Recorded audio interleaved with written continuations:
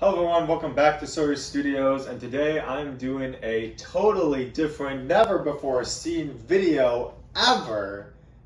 This is the pioneer. This is the first of its kind, I think. I'm assuming you all have heard of the Enneagram test. Pretty much you answer a series of questions, like a lot, and it tells you your type out of 9 types. And then that's pretty much it. It's sort of like the Myers-Briggs, except it's different.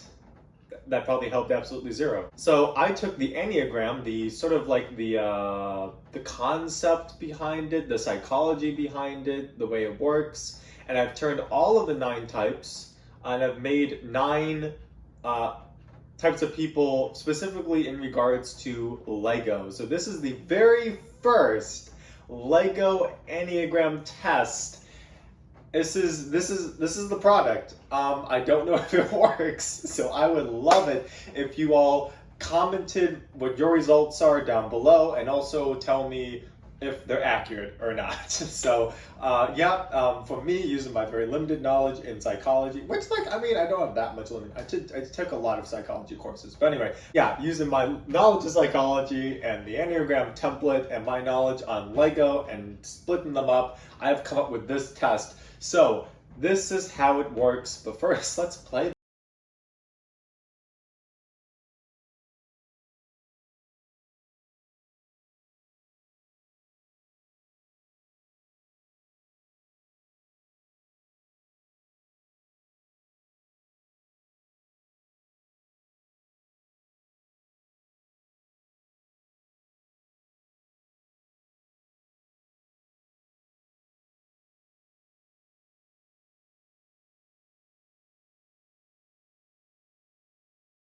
Paper. I don't have like a form or something online. You have to do this manually. I do have a picture of what your sheet of paper should look like. There's sort of like a part 1 and then a part 2 to this test. So part 1, you're gonna have set up. I'm assuming I'm gonna put it right over here. So I'm pointing over here. I don't know. Either way, and you are going to be answering the questions on the screen. And you're going to put either 1 to 5, 1 being very inaccurate, and 5 being very accurate. 2 being inaccurate, 3 being neutral, 4 being accurate. So it's pretty much just the same answering system as the actual Enneagram test. So once again, 1 being very inaccurate to 5 being very accurate. So they're not really questions, they're statements. So for example, if the statement was, I strive to be optimistic. Like, you'd give yourself a ranking from 1 to 5, and be as honest as you can, please. And so you're going to do this. There are 5 sections within part 1, and each one has 12 statements to go through. So you're just going to mark down a 1, 5, etc. Then you're going to tally them all up at the end of each section. And that's part 1. So let's get into part 1. I'll explain part 2 later after we go through the statement. So get out a sheet of paper, get out a writing utensil, and let's go.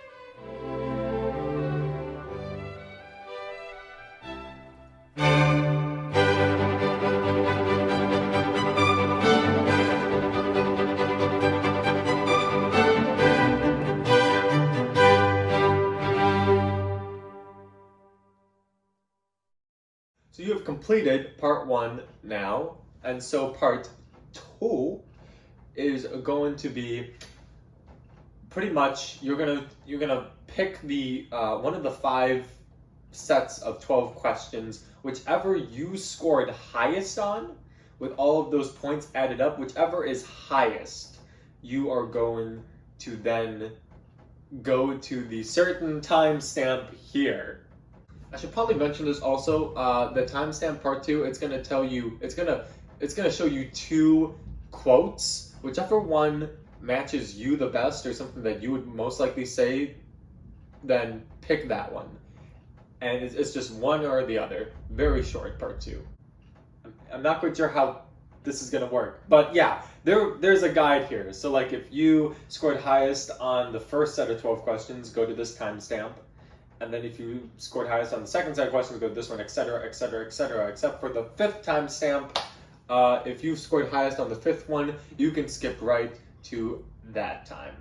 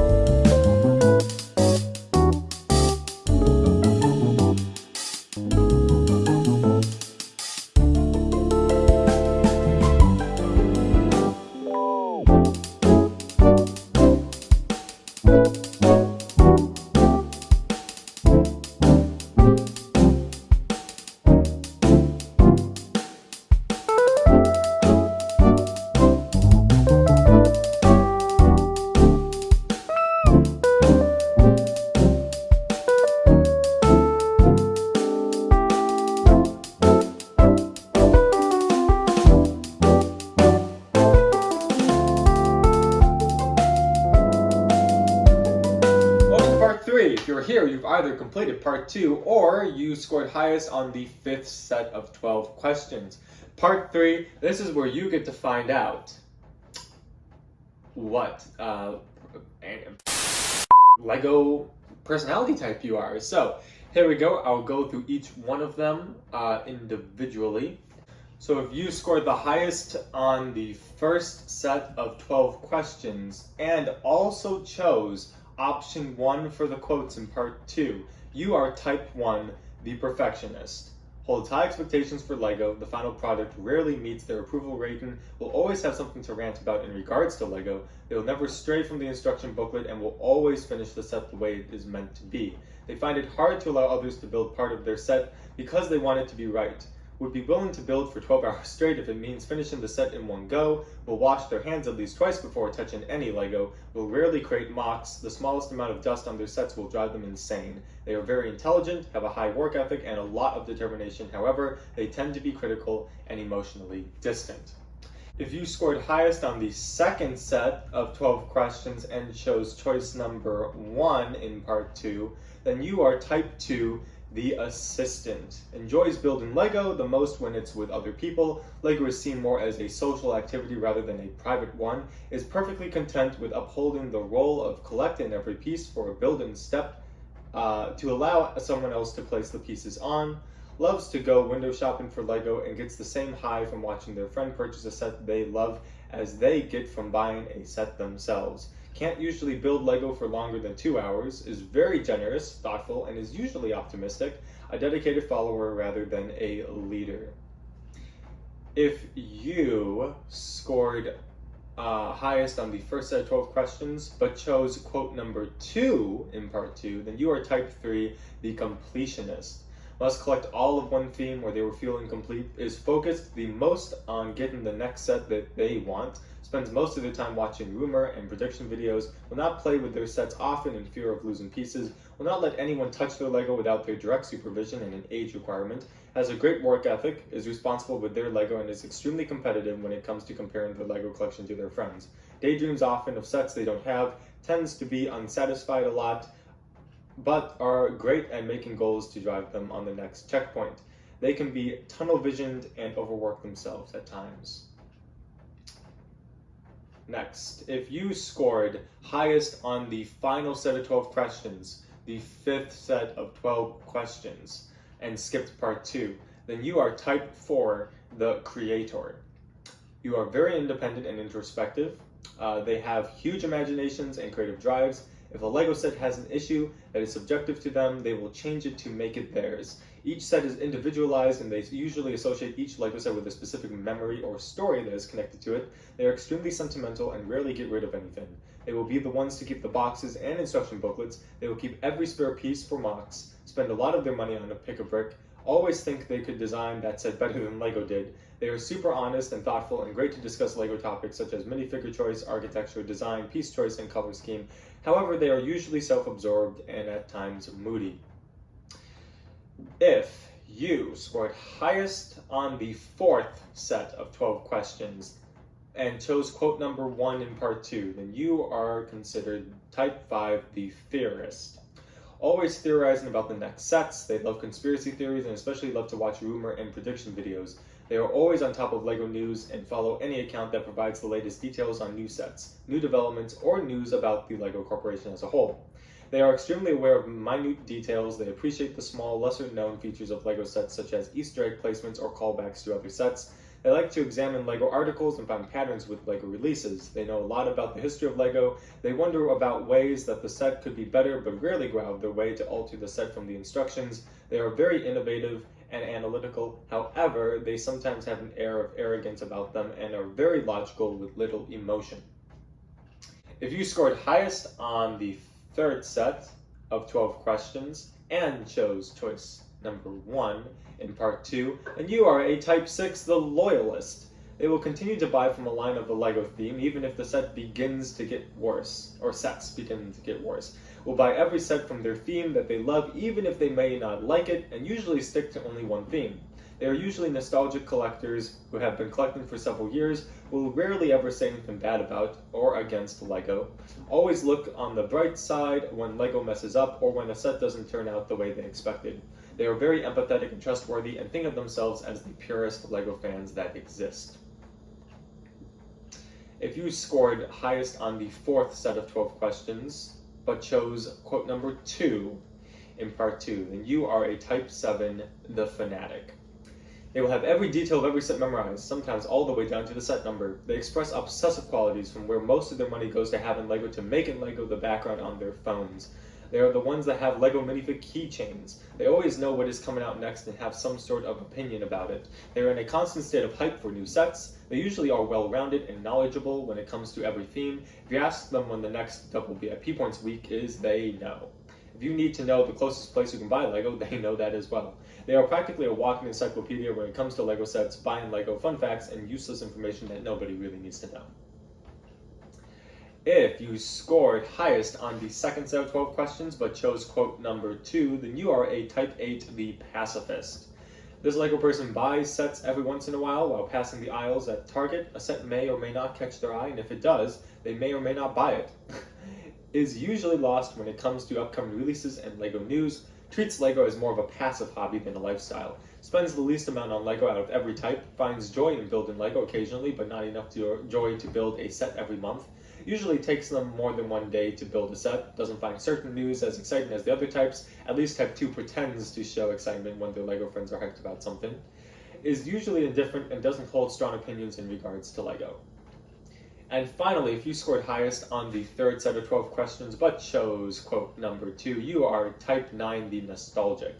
This type reminisces more than looking into the future. Lego will never be as good as the old sets. Only buy sets if they hold nostalgic value, such as the Barracuda Bay remake. Will always want to talk about the good old days. Their collection is cool because they have so many old sets. They stalk eBay to try to find good deals on older sets they missed out on rather than spending money on new sets. Will never stop loving Lego and are the type that appreciates the Lego that they have the most. They are very sentimental and emotional. They love to tell stories about their sets and the memories connected to each one. Has at least one go-to Lego story that they tell to everyone that is actually pretty insane. Usually a person in their 30s and up. Alright everyone, that is the Lego Enneagram test. I hope that